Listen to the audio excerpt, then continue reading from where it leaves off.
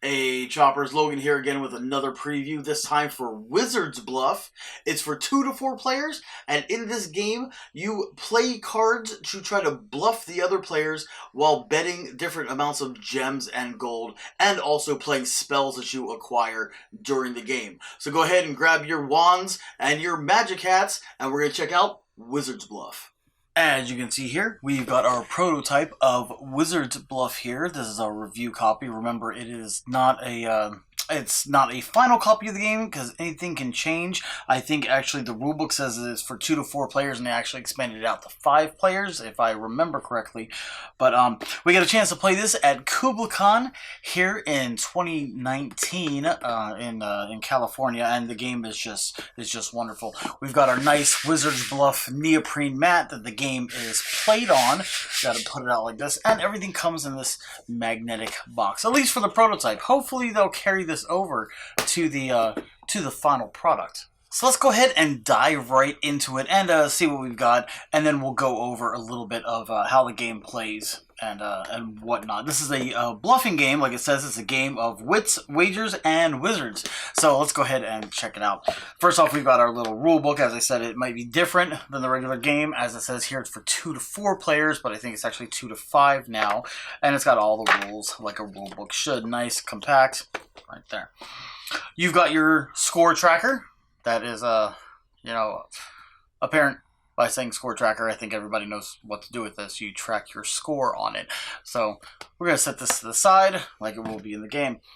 Everybody will be taking a deck of cards, as there's 12 of them, ace through 12, going through like that. And they're different colors of the symbols in the middle. The monster's plague, the wolf there. There's blue, there's white, there's red, as you can see there, and there's green. And these you're using to place down and bet, but there's also different nuances, different things that can happen during the game. So let's go ahead and set that over there. Of course, you got your big bag of gems that you're going to be using during the game. We have, white, red, blue, green, but also gold nuggets that are worth more, and we'll go over that in a little bit. Just dropping these over here, so I'm going to place that whole bag of these over there. Everybody takes a wizard card, and each wizard is a different color. You can see here blue, this one's white, green, and red, and you're going to take your clips and put them 4 to a card on the 0 starting out. These will count as the different elements during the game and what your rating is with those elements, because you'll be casting different spells during the game as you're playing them. So you take the wizard card that corresponds to the colored deck that you took earlier, put your clips on there, and then at the beginning of the game, everybody gets one of these cards that has the card symbols and different things on them in the turn structure, just to keep track. I love these kind of things because you don't have to refer back to the rule book. But then also there are, let me turn these around, there are 4 different kind of elements, and these are the stacks of spells that you'll get to choose and earn during the game. There's the green ones, the red, of course, is fire, wind, green is earth, blue is water. You go ahead and shuffle all 4 of the different kinds separately and put them face down on the table. Now, also, we don't want to forget the headmaster token, which is given to whoever is going to be playing first, and they also will break ties and decide different things. So you'll go ahead and do that. And this is a nice little bauble here on the thing. So we're going to go ahead and get this game all set up, and we'll show you a little bit of it. Okay, so here we have everything set up for a 2-player game.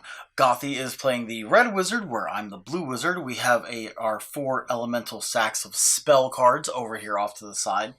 We have our 12 golden Spellstones over here to start the game. And since we're playing a 2-player game, we all reached into the bag and drew out 12 each of our blue, red, green, and clear Spellstones. We just reached in, counted out 12, put them down. The remaining Spellstones are over here off the stack right below the gold ones. And these will be, we can have access to these later on in the game depending on what happens. We have also each drawn 2 spell cards, each of our choice, from the piles off to the side, since there's 2 of us playing. If there were 3 players or 4 players, we would only get to draw 1 spell card each. So the basic premise of the game is we have our 12 cards, ace through 12 here in our own color on the board. And we will go through our cards and pick one and put it down, face down, on the board. Let's pick one for Gothy here. Let's go ahead and, yeah, let's do this one. And then on each one of our spell cards, or each one of our cards we put down, we put either 1, 2, or 3 stones of our choosing on there, based on our choice that is on there for us winning. You can see the 5 right here has a gold spell stone on there, and also the 9 does. The ones that don't have gold are the 10, 11, 12, and also the 2 and the ace. All the rest of them, 3 through 9, have gold nuggets as their cards on there, or their gems on the cards. Now, let me go ahead. I'm gonna change my card that I put out there real quick, just for the example here. Let's go ahead. Instead of a 9, I'll put out the 10 here. So as we go and we put them out, we put 1, 2, or 3 spellstones on there, or we say pass for the round. So let's say which one's there? I'm gonna go ahead. I'll put 1 clear stone on there, and it'll go over to Gothy. Let's say she puts a blue.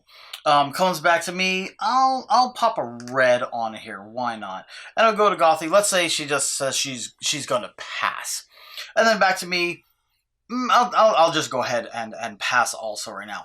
So then once all the players that are in the round have passed, the headmaster calls flip. And the cards are flipped and compared. And the larger number, which for this round is a 10, wins. So that means I win this round. But that doesn't necessarily mean I win the stone, so that nobody else gets to do anything. We'll handle that right now. After you decide who wins the match, was the highest number, which is the 10 in this example, you look at the gem color. The gem color is clear.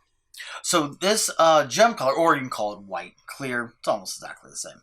So that gem color is the winning gem for this round. So first, we're going to award spell cards. We look at everybody that bid clear, white, whichever you want to call it, gems, and they get 1 spell card of that color. They draw the top one, and they put it in their hand with their other spell card. So I got to draw 1, since I had bid a clear, white, whichever gem.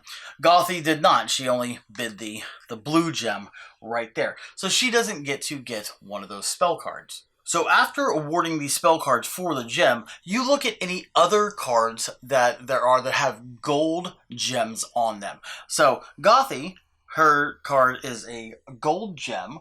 So they look in, and if she would have won the round, instead of getting to choose the color, like this was white, so I got one of the white spell cards, she would have gotten to choose any of these spell cards to choose as hers, if she would have won the round with a gold. You got to remember, 3 through 9 are gold gems on the card. So if they win, they get to pick any kind of spell card that they would like to pick and put it in her hand. So I think if she would have won, she would have picked the red right here to add to the other red card that is in her hand down there. Now, ties and truces are dealt with in a duel, which we're not going to go into here. I'm pretty sure it's going to be on the Kickstarter page. You can look into the rules there. But after the spell cards have been awarded, the winning player of the match wins all the spellstones from the plot, including any leftovers that may have been left over from truces that have done before. So I would win all 3 of these gems, and I'll go ahead and put them into my pot over here. And then the cards we played get put to the side, get discarded. We can't use them anymore. So now we're down to 11 cards. Headmaster goes to whoever won the round. In this case, it was me, so I would keep it there. And we'd go on to the next round where everybody would choose their card and play. Now, this is how the game mostly goes, but there are a few exceptions in the cards, which we will show you now. So in each player's 12 card, they have certain special cards in there. Now, the most that are going to be counted are the 11, 12, and 10. They are the mythical creature ones. You can see the griffin, you got a unicorn, and you've got the dragon as the 12th one. These are the mythical creatures. In everybody's deck, they have a 2, which is the rat, which counts as the plague card. If the 2 is placed down during the betting round and is flipped up, and any player on the board played one of these 3 mythical creatures, then the plague card activates and becomes the winner, spreading plague throughout all these mythical creatures. Now, it doesn't count if it's 3 through 9, even though if it's in the round, let's say nobody played a mythical creature, Gothy had played her 5, I played my 2. The 5 does not get infected with plague and does not mean I'm the winner. She would be the winner in this round. But if anybody had played one of these 3 mythical creature cards, then I would win the round with the plague. And this gem is blue, so that would be the winning gem color of the round. Now, another creature card that is in the deck, let's go ahead and move these off of here, is the 3, which is the snake. Now, it doesn't have any winning properties, but what happens is if you choose your 3 as your card out here when it comes up, you might win the round depending on what everybody chose. But even if you don't win the round and you lose, during the rewards phase when the winner is getting all their gems from the pot in the middle, you get to choose 3 gems of your own choice from the extras over here that we put aside at the beginning of the game. So say I only had like a green and a blue left from losing a lot, and this is all I've got left in my pot right here. I might want to play the snake so that during the reward round, I would get to choose 3 of these gems and put them over back in my supply area to be able to bid later on during the game. Now, the last special card that's in your deck is the ace, the Alchemist card. You play this during the round just like any normal card, and you can put gems on it for the round, but the Alchemist will never win. It is the low man on the totem pole. It will never win a round. Even if all the players in the game played Alchemist cards and put gems on them, when they are flipped, if everybody has Alchemist, nobody wins. The gems will stay in the pot and continue on to the next round. What the Alchemist allows you to do is during the reward section, you will get to change up to 5 of your gems that you have on the side, on your side. You will be able to trade them in, let's say like these 5 here, for gold spell gems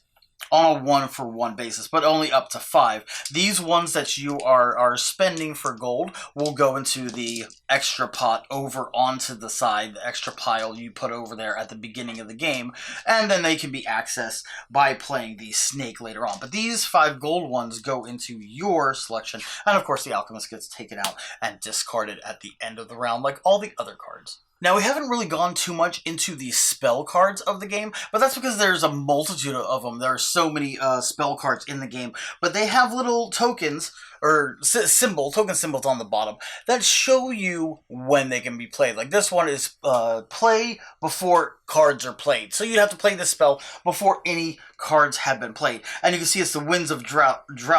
I can't pronounce stuff right now. Take a blue spellstone from an opponent. That player is awarded +1 victory point.